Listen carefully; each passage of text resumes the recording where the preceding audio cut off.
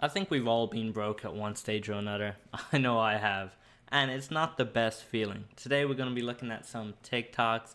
Some are funny, talking about when they were broke, but then also some are hard hitting and serious, talking about how jobs, especially minimum wage jobs, just really aren't enough to even cover like rent and basic utilities anymore.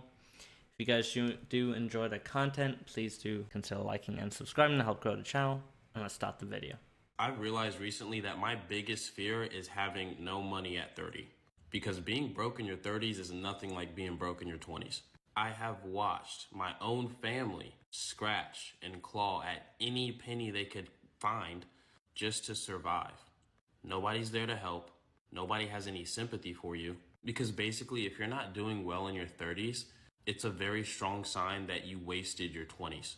And as I was growing up, I have watched people in their 20s goof off in life and tell me how they don't care about money. And then I watch those same people hit 30 and all of a sudden they care a lot about money. The only thing is they're 10 years behind, and that's when things get like really ugly, really quick. Yeah, it's kind of true because you have like double compounding in your 20s. You got kind of two main factors, right? One is you have that career compounding. So if you start off your career, say straight after university, 22, cool, graduate job, 2 years promotion at 24, okay, doing a bit better. Another promotion maybe by 26, doing good. Then maybe you want to like job hop a little, upskill a bit. Boom, by 30, you're feeling good. You had a good job, got good experience, blah, blah, blah. Now, on top of that, if you're not just earning good money and doing good career stuff, maybe you are also saving and investing money. Maybe you know about that, right? Compound those two things, considering compound interest is going to go crazy when you start in your 20s, like you're absolutely chilling. Life is good. Or you can be really struggling, didn't start investing in your 20s, didn't take your career that serious in your 20s. When 30s come around, it's no joke. I've been fortunate enough to watch other people make that mistake, so I actually understand the reality of it. But a lot of you watching this video, you're going to piss away your 20s and literally set yourself up for failure in life. So ignore making money in your 20s. Yeah, like you have to find a balance though as well, because you don't want to just be super serious your whole 20s and then not enjoy it. And you also want to, probably have relationships, stuff like that. So it is all about balance ultimately, which is the boring, but also the correct answer. But yeah, also there's, he talks about he's seen other people's perspectives, being able to kind of see their situation and then kind of learn from it himself, right? And be like, okay, they did this, that was bad, I'm not going to do that. And that's one side, that's the good side. But what you also have is a lot of people kind of use that as cope, right?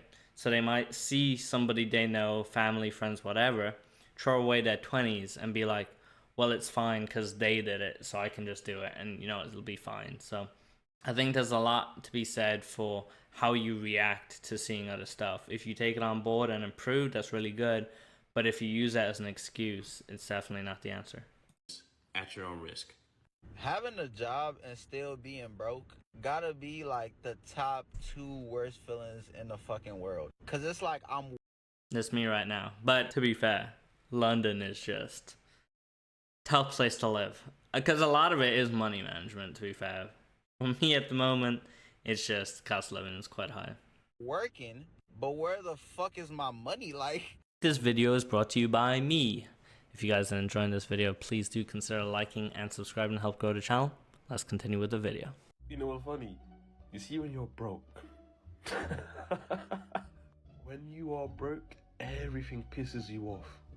If someone even tries to speak to you, they piss you off. Why is it when you're broke, that's when the dumb questions come your way? And why is it when you're broke, that's when the man don't want to go out? As in, you have £3.37 in your account, but that's when the man don't want to go. They want to go go-karting, they want to go paintballing, they want to go Nando's, but you got £3.37 in your account. So now you're even looking at the man them sideways. You're even thinking to link the man them.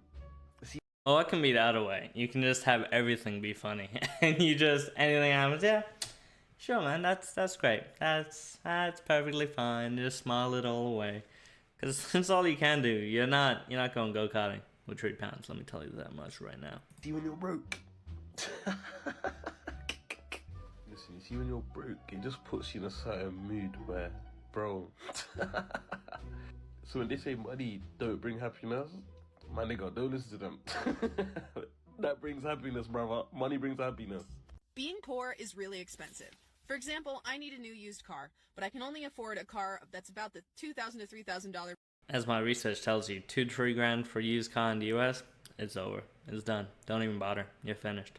You have to be spending at least 5, ideally 10, for anything. Range. I can't really afford anything from a dealership or to get an auto loan. After scrimping and saving and looking at cars for months and months, cars that had all sorts of crap wrong with them, I found one that seemed like okay and seemed like trustworthy people to buy. I would argue surely you can get a loan though. And if she can't get a loan, I mean, then she obviously has a lot of other financial issues as well. From. I went over to them, checked out the car, gave them my hard-earned money, and then on the way home I had a blowout.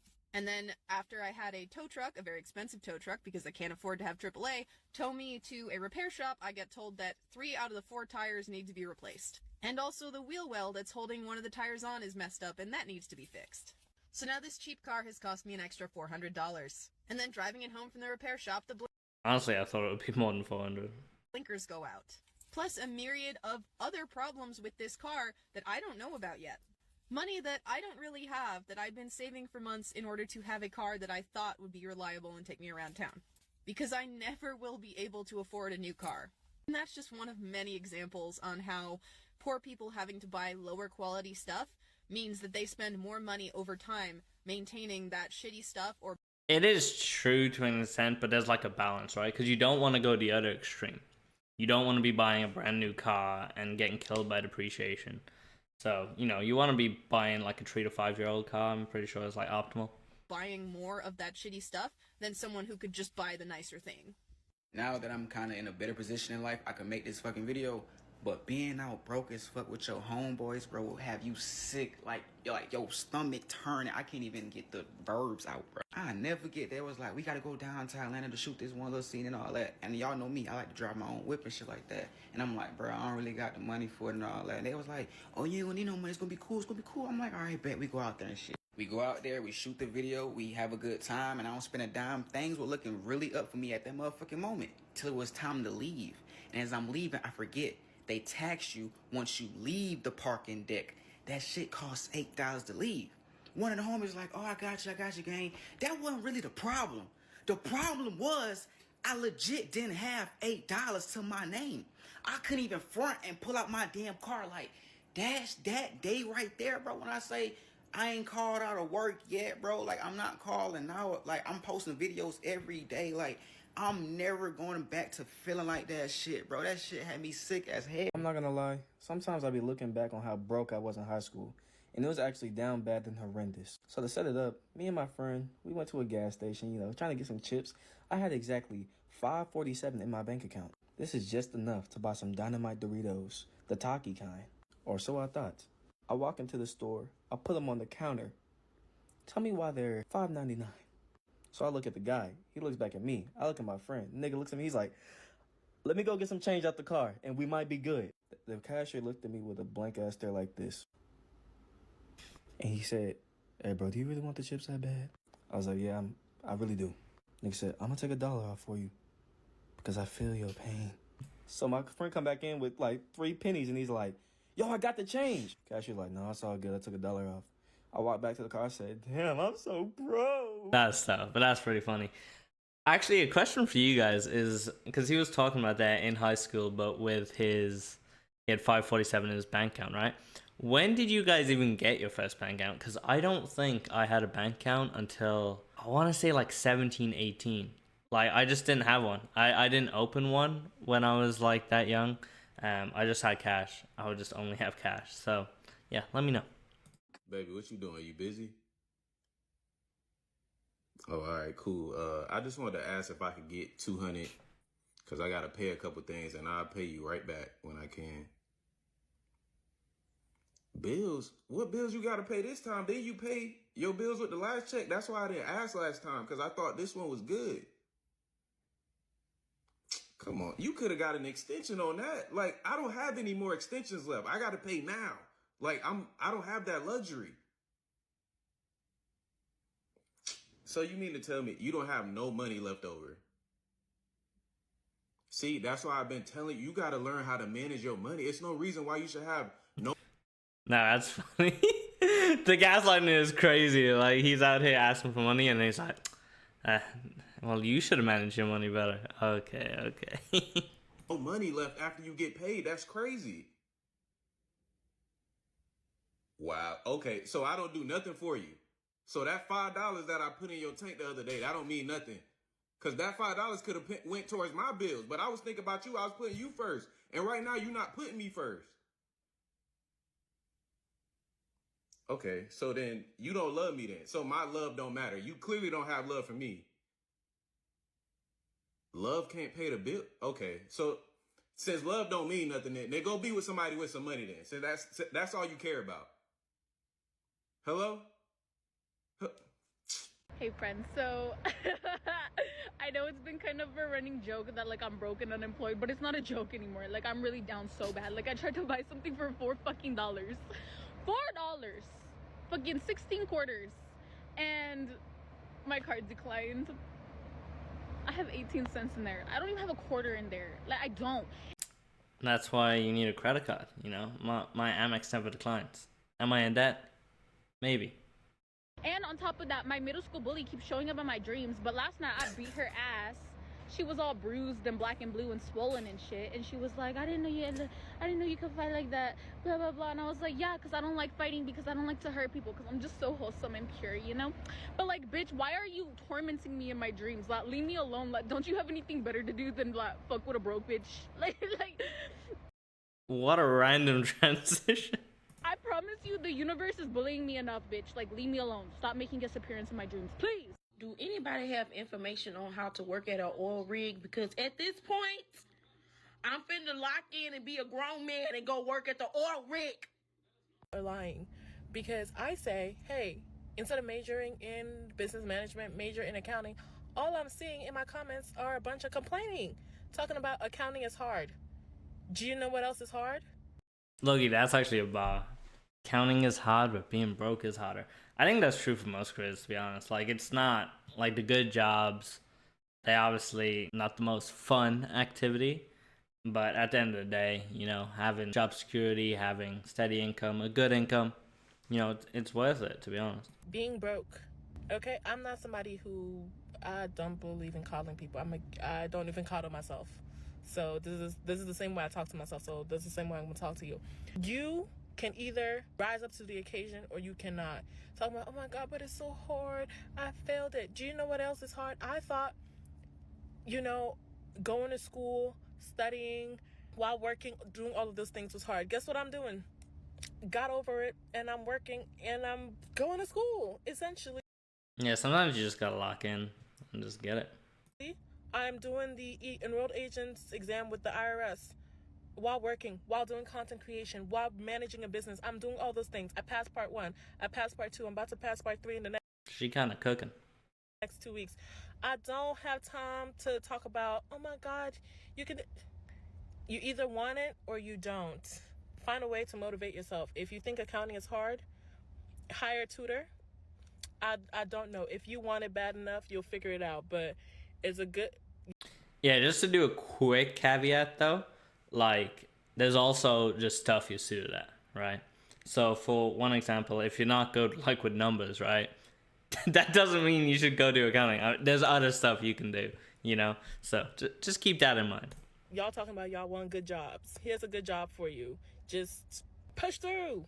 You either love money or you don't. I found a way to push through, and I was like, you know what? My love of money motivates me enough to do this hard thing. Figure out your hard. What I think is a lot of y'all are looking for an easy out, and that's not going to happen. Everything in this life requires work. Even if you're saying you want to be a social media creator to make money, you want to do law, you want to do, like, you know, any job you take is going to require work. I think y'all are looking for some easy job that's going to pay you 6 figures. I'm sorry. You have to put in that work. So figure out which kind of work you want to do. I guess y'all don't want to do accounting, but figure out something else. But, you know, when you major in the other thing and then don't give you what you want, you still gonna have to then pivot and do something else. So figure it out. Everybody keeps saying it's going to get better. How is it going to get better? Our economy is so fucked that I work a full-time job. I make $21 an hour working 40 hours a week. I have no extra expenses, no bills out of my living. I have one credit card that's max because I've lived off of it, but other than that, I don't have cable. I mean, to play devil's advocate, like having a maxed out credit card, that alone is so much extra you're just paying every single month. Granted, I don't know what the figure is. I haven't had cable in 10 years. We have cell phones, but, you know, that's required to live on. Does anybody really have cable anymore? I sound so bad because I'm just like countering all her points, but you know, you have to, because a lot of people realistically, especially like with TikToks and stuff, do play the victim a little bit. So I don't know their full financial situation, but I just, you know, I got to bring the counterpoints as well. But other than that, nothing extra. On paper, my bills are $2,701. My income is $2,710. Do the math. $9 a month. Yeah, I mean, it's definitely high. Don't get it wrong. I guess, you know, you would have to relocate your house. You would have to make changes. Obviously, maxing out the credit card has led to that number probably being a bit inflated. And realistically, you should never be living off a credit card unless extreme circumstances. But, you know, cost of living is still really high. Ontario, I know, is notoriously bad. I'm not saying it's easy, but changes have to be made. And like stuff like this, she would have seen this coming a long while away, and she's probably just been hoping it would fix itself. Now it hasn't, but yeah. Before I pay for food, gas, car repairs, any entertainment, there's no money for that. And my car is dying. It's paid for, so I don't have car payments now that I'm going to replace. And I don't know how to do that on $9 a month. $9 to feed myself, $9 to buy a car, $9 for insurance. Yeah. So at the end of the day, this is me because I worked 8.5 hours a day, knowing that it's not enough, that it won't be enough. More on social media is being broke as fuck. Like, I am a millennial. I am in my 30s. I don't make enough to pay my rent. Nope, can't do it. I require the help from my parents. I also don't pay my own phone bill because, yet again, that's something that I can't afford. I am extremely fortunate enough to have parents who are willing to help me because I know that there's so many people in my situation at my age that don't have that and still can't pay their bills. I have a job. I have multiple jobs. I work for a company at 2 different locations, and I work pretty much any moment that I don't have my children. It is a minimum wage job because I was a stay-at-home mom for 10 years, never got a college degree, really have no skills with anything. Yeah, I mean, once again, to play devil's advocate, right? I mean, it's not ideal. She's being a stay-at-home mom, so obviously she didn't get to have skills, but counter argument, like, is just unfortunately in this day and age, you can't have kids and just be only, like, doing minimum wage jobs. It's just a sad reality, and if you don't have skills, you can only get minimum wage jobs. And it's not ideal, and it's a bad cycle, but that's just kind of how life is nowadays. You just need to upskill to really have a chance. No workplace skills, so I'm starting at the bottom. I work with high schoolers. It is a high school job. I scoop ice cream and make popcorn. I'm also a barista at the other location. I work Sunday, Monday, Wednesday, Thursday, and Friday. Saturdays I always have off because that is my only day with my kids. I refuse to work on that day because I need one day to spend with my kids. Like one full day because they're not in school. On Tuesdays, I work for my dad as a handyman, or I do house cleaning. Because working 5 days a week, minimum wage is just barely able to cover my rent. Not even able to cover my rent. That doesn't even include my utilities. Rent is extremely high where I live. And I can't move somewhere cheaper because my kid's dad lives here and we have 50-50 custody.